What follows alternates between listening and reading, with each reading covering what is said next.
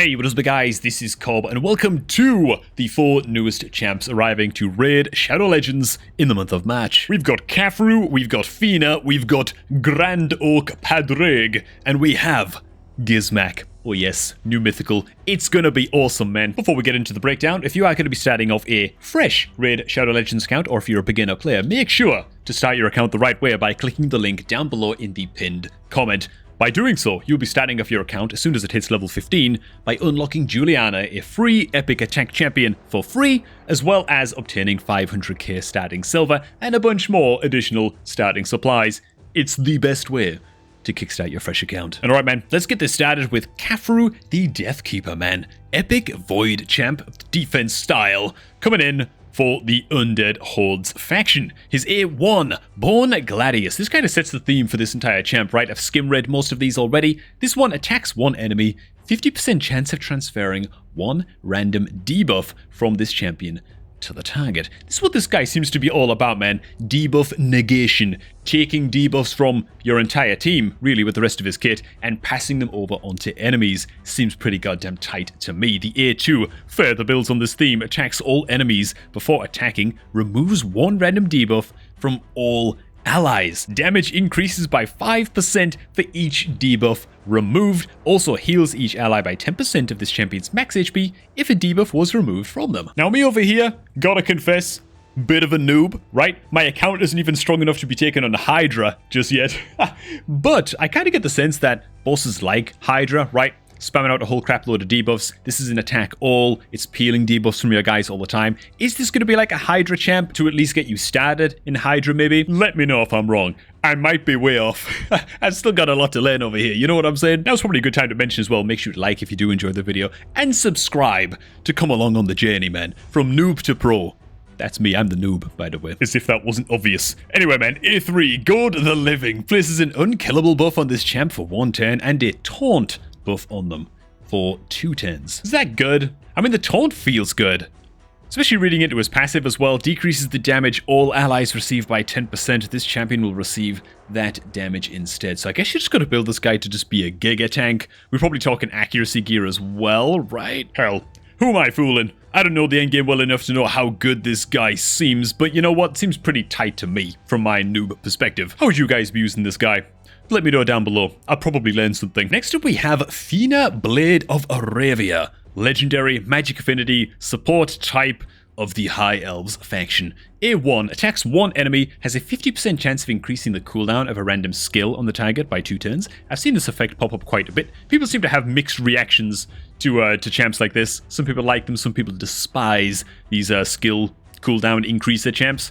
Also, when counterattacking with this skill, team up with a random ally. Wow. So she's like designed to be a counterattacker? Cool, man. I've never actually yet, there's probably a lot of them, right? There's a lot of champions for me to learn in Raid Shadow Legends. This is the first one that I've seen that's kind of like built around the idea of counterattacking, like built into the kit like this. Pretty cool, man. Places, the A2, you will not falter. Places a block debuffs buff, block damage, and a counterattack buff on a target for 2 turns. Okay. If the target of this skill is not this champion, resets the cooldown of all of the target's skills. Alright. So this is probably not like an auto-resolve champ. You can't trust the AI in this game, right? The AI in this game just doesn't know how to use certain skills. This feels like one of those skills where I would just not trust the raid AI, dude, in order to know who to push this button on. Oi, oi, oi, oi, oi. The A3, man. Exalted Lineage places a 50% increase attack buff. Cool. 30% increase crit rate buff. Okay, I'm not sure how good that is, given that it feels like most champs that you want to have 100% crit rate, you can kind of achieve that through gear, as far as I'm aware. And a 30% increase crit damage buff on all allies for 2 turns. Seems pretty decent. Oh, okay, it's got a whole bunch of extra effects based on faction allies, based on your team composition. Alright, man. So if you have another high elf on the team, it grants you an extra turn. If you have 2 high elves on the team, before placing buffs, removes all debuffs from all allies. Okay, it's getting better. I'm starting to enjoy this champ more and more the more I read. And 3 faction allies buffs placed by the skill cannot be removed. Okay, wow. Is this champ really good? Or is this just like an absolute giga chad of high elf Faction Wars? Is that what we're looking at here right now? The passive, whenever a buff is placed on an ally, fill their turn meter by 3%. Pretty cool. Anything that boosts turn meter seems to be pretty tight. And further heals unity effects, man. One faction ally. Allies deal 25% more damage when attacking out of their active turn. So that'd be counterattacks again, right? This is just like the goddess of counterattacks, or what? With 2 high elf faction allies, whenever a buff is removed or stolen from an ally, or when it expires, fill their turn meter by 10%. Pretty tight. 3 faction allies will ignore 5% of a target's defense for each buff on them. Okay, dude. I gotta admit, when I was first covering this champ, first reading of Athena, seeing her base abilities, I wasn't really sold. By the end, she's got my attention, man. My suspicion is that she might be quite niche and struggle to fit into like the super high-end teams, but that said, there's always a place for crazy niche champs like this. Maybe she's just so awesome at what she does that she's like, what, mandatory in very, very specific fights. Next up, we have Grand Oak Padreg, dude. Legendary Spirit Affinity champ, support type of the Sylvan Watchers. Seen a lot of Sylvan Watchers champs come out. They're really doing a pretty good job over at Plarium at filling out the Sylvan Watchers faction. So, I quite like this A1. Attack one enemy has a actually fully booked 50% chance of decreasing the cooldown of a random ally's active skill by 2 turns. I think I like that quite a bit. The A2 Weird Spores teams up with all allies to attack a single enemy. Anything that's like an ally attack like this, right? You attack in, all of your allies attack in with you. Just feel really, really good to me. Also, fully restores all allies destroyed max HP. Interesting. And places a 15% continuous heal buff on all allies for a couple of turns. Cool. Utility, stability, everything you wanted to support, right? Doesn't Hydra destroy max HP?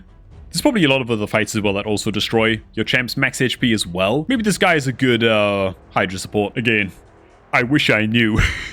But really, my account is weak, okay? Actually, like, it's not that weak. We're account level 47 now, okay? We're getting there, man. I need to stop talking myself down. His A3, Inspiring Rhythm, fills the turn meters of all allies by 20% tight, then removes all debuffs from all allies, and places a 30% increased speed buff on all allies for 2 turns. Okay, this guy seems crazy as hell. I'm really, really digging this guy. Grand Oak Padreg? It's not Padriag. Padreg. This guy seems pretty tight, man. That's a sweet A3. 310 cooldown as well. Fully booked. That's pretty crazy, man. This guy actually doesn't require that many skill books. It's like 8 skill books to max out everything. Okay, man, his passive Grand Oak's Magic at the start of this champion's turn places a buff on each ally depending on their type. Wait, what? This just happens every turn? So attack champions get a 50% increased attack buff just on a passive every turn. Defense champs get 60% increased def. Support gain increased accuracy to land all those sweet debuffs. And HP deals a shield buff equal to 30% of the allies' max health. Bro, this guy is really good. Like, I might be a noob, but oh my god. I can appreciate me some Grand Oak action. This guy seems tight to me. I'd be stoked if I got this guy on my account. One can dream.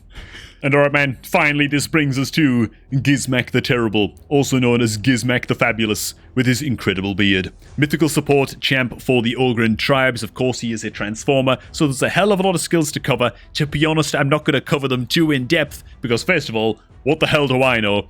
Second of all, there's like a billion of them to go over, so we're not going to go crazy in depth. Okay, so the A1 kind of gives his theme away, right? He's got Magma Hurl, attacks one enemy, increase the duration of any HP burn debuffs on the target by 110. So he's all about HP burn, as far as I can tell. He has a lot of effects, including his AoE, like attack all enemies A2. Also seems to be themed around HP burn, but the A1 has the added effect of, if the target is not under a HP burn debuff, decreases the duration of 2 random buffs on that enemy by 1 turn instead. These effects cannot be resisted if this attack is critical. That also seems to be a theme with this guy. If this guy has 100% crit and he's just critting the crap out of everybody, then it seems like none of his effects can ever be resisted under any circumstance, which is just kind of mental and kind of what you would expect as well, right, from a mythical champ. Seems to be a theme that they're just a little bit nutty. Oh god, I gotta keep reading Magma Hurl. This is what I'm talking about, though. I can't read every ability like this. We're gonna be here all day, and you guys can read.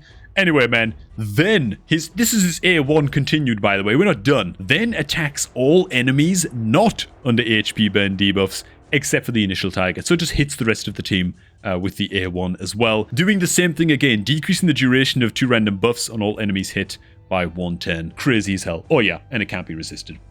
And that's the A1, by the way. Like, what the hell? That's like an A3 for a rare champ, you know? So his A2 before attacking. Actually, straight up, his A2 attacks all enemies. Before attacking, increases the duration of all HP burn debuffs on all enemies by 1 turn. And instantly activates those HP burn debuffs on each enemy as well. Also cannot be resisted. Sort of nutty. The A3 is not just an increased crit damage, crit rate, and speed buff on all allies that lasts for 3 turns, which is just crazy as hell, but it also grants an extra turn. Oh god, I've just read his passive, dude. Spark of Anger. Before the start of this champ's turn, place a HP burn debuff on all allies for 2 turns. What the hell, dude? So, like, fight to start and that's it? It also cannot be resisted if this guy's crit is 100% or higher, which, you know, if you got this guy, you probably have the artifacts to give him 100% crit, let's be real. Also, before the start of this champion's turn, has a 50% chance of placing a HP burn debuff on all enemies for another turn again. Also can't be resisted. So, yeah. That's Gizmak in his normal form, and then he transforms. Oh my god. Dude, let me tell you something. It's a hell of a thing to be like trying to review a champ that you just know you're never gonna have. Just never gonna have it. Well, like, not for like years, right? This is the kind of champ that's gonna take forever to get, dude. You just know in your heart of hearts it's just not gonna happen for me, you know? But here it is, man. Check out this A2 first of all. I mean, it's named appropriately, being called Kaboom, attacks all enemies, but before attacking, places a strong decreased defense debuff on all enemies for 2 turns. This cannot be resisted if the target is under a HP burn debuff, which, let's be honest, they're gonna be. And also places an extra hit on enemies under HP burn debuffs, so it's an attack twice after applying the defense decrease. And grants an extra turn if this attack kills an enemy. Like, what the hell, dude? These mythical champs are really something else, man. Even look at the passive, dude. Like, yeah. There's a lot of, like, ignore enemy defense in this passive, right? But I just want to read on down a little bit.